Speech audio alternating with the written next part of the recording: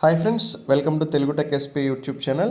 Animal husbandry అసిస్టెంట్కి సంబంధించి practice questions అయితే ఈ వీడియోలో చూద్దాం. దీని ముందు వీడియోలో 20 క్వశ్చన్స్ అయితే కంప్లీట్ చేయడం జరిగిందనమాట. సో ఆ వీడియో చూడకపోతే మీకు లింక్ టెలిగ్రామ్లో అండ్ డిస్క్రిప్షన్లో దొరుకుతుంది. ఒకసారి చూడడానికి ట్రై చేయండి. అదేవిధంగా ఇప్పటివరకు ఎవరైనా సరే పీడిఎఫ్ కనుక తీసుకోకపోతే మన ఛానల్ నుండి 150 రూపీస్కి అయితే పీడిఎఫ్ అనేటువంటిది అయితే ప్రొవైడ్ చేసినాం అనమాట. దాదాపు పార్ట్ ఏ కావచ్చు, పార్ట్ బి కావచ్చు, దాదాపు మీకు 2000 బిట్స్ పైగా అయితే వస్తున్నాయి.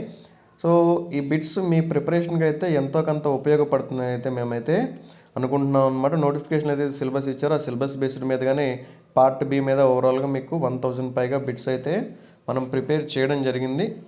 సో సేమ్ కాన్సెప్ట్స్ మీద కూడా మీకు ఎక్కువగా క్వశ్చన్స్ వచ్చేటువంటి అవకాశం ఉంటుంది కాబట్టి సో 150 రూపీస్ అనేటువంటిది ఒక పెద్ద అమౌంట్గా అయితే మీరు భావించాలని అయితే నేను ఎక్స్పెక్ట్ చేస్తున్నాను అనమాట.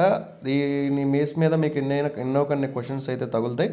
సో లేదంటే సేమ్ కాన్సెప్ట్ మీద కావచ్చు, అయితే డైరెక్ట్గా కానీ ఇండైరెక్ట్గా కానీ మీకైతే క్వశ్చన్స్ వచ్చేటువంటి అవకాశం ఉంటుంది. కాబట్టి ఈ లాస్ట్ టైంలో మీరు రివిజన్ చేసుకోవడానికి కూడా మనం ప్రొవైడ్ చేసేటువంటి మోడల్ క్వశ్చన్స్ అనేటువంటివి అయితే చాలా వరకు ఉపయోగపడతాయి. కాబట్టి మ్యాక్సిమం తీసుకోవడానికి ట్రై చేయండి. కావాల్సినటువంటి వివరాలు అనేటువంటివన్నీ కూడా మీకు డిస్క్రిప్షన్లో దొరుకుతూ ఉంటాయి.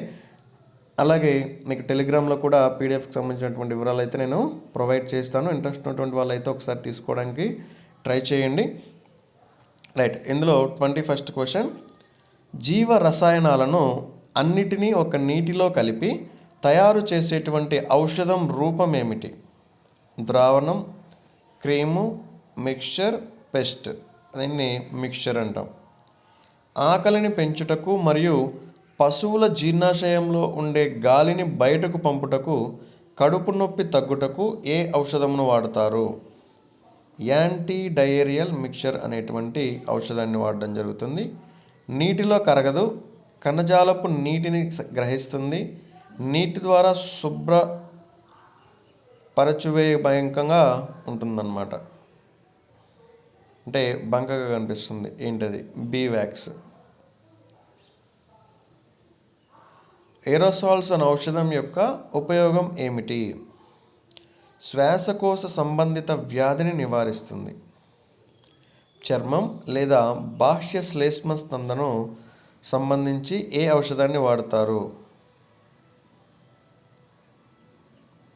లోషన్స్. 100 ml సాలిసిలిక్ లోషన్లో ఏమేమి ఉంటుంది? సాలిసిలిక్ ఆమ్లం 2 గ్రాములు, క్యాస్టర్ ఆయిల్ 10 ml మరియు ఆల్కహాల్ 100 ml ఉంటుందన్నమాట. ఏంటి 100 ml సాలిసిలిక్ లోషన్లో?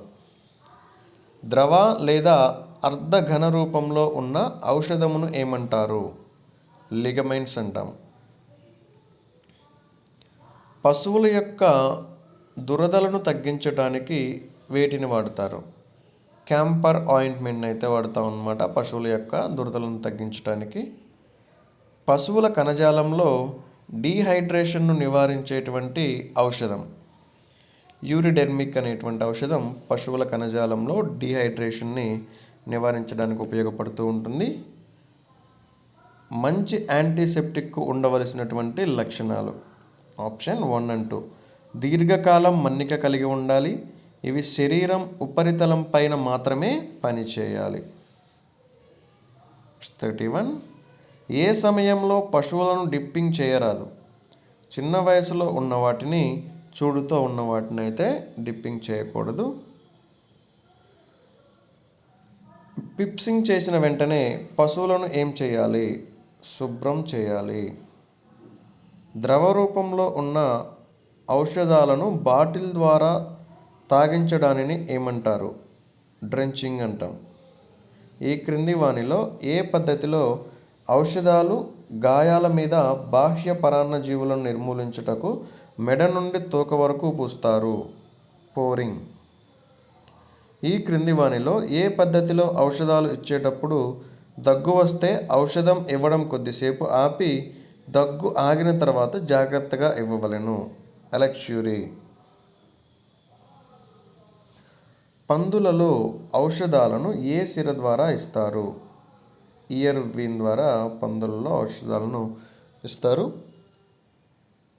ఈ క్రింది వానిలో అర్ధ ఘన రూపంలో తయారు చేసిన ఔషధాలు అలక్యూరిస్. క్రింది వానిలో కార్మినేటివ్స్ మిక్చర్గా దేనిని ఉపయోగించవచ్చు? సింపుల్ టించర్స్ని కార్బోనేటివ్ మిక్చర్గా ఉపయోగించవచ్చు. ఈ క్రింది వానిలో anti diarrhoeal mixture chalk powder ఎన్ని గ్రాములు అందించాలి? 3 గ్రాములు. ఆయింట్మెంట్ తయారు చేయడానికి ఎన్ని పద్ధతులు అవలంబించాలి? ఆయింట్మెంట్ తయారు చేయడానికి దాదాపుగా 3 పద్ధతులు అయితే మనం అవలంబించాల్సి ఉంటుంది. ఫ్రెండ్స్, మీరు పీడిఎఫ్ కనుక తీసుకోవాలనుకున్నట్లయితే 150 రూపీస్కి అయితే మనం 2000 బిట్స్ వరకు అయితే ప్రొవైడ్ చేయడం జరుగుతుంది. పార్ట్ ఏ మీద ఒక 1000 బిట్స్, పార్ట్ బి మీద కూడాను దాదాపు 1000కి పైగా బిట్స్ అయితే ప్రొవైడ్ చేస్తున్నాము. సిలబస్ బేస్ రిలేటెడ్గానే నోటిఫికేషన్లో ప్రొవైడ్ చేసినటువంటి సిలబస్ని బేస్ చేసుకొని ఇంట్రెస్ట్ ఉన్నటువంటి వాళ్ళు మీకు టెలిగ్రామ్లో అయితే డీటెయిల్స్ అవైలబుల్గా ఉన్నాయి. అలాగే డిస్క్రిప్షన్లో కూడా మీకు సంబంధించినటువంటి డీటెయిల్స్ అవైలబుల్గా ఉన్నాయన్నమాట. ఒకవేళ మీకు ఎవరికైనా సరే కనిపించకపోతే కామెంట్స్ చేసినటువంటి ఏదైనా మీరు కామెంట్ పెట్టడానికి అయితే ట్రై చేయండి. అక్కడ మీకు అయితే ప్రొవైడ్ చేస్తాము డీటెయిల్స్ అనేటువంటివి. Thank you for watching.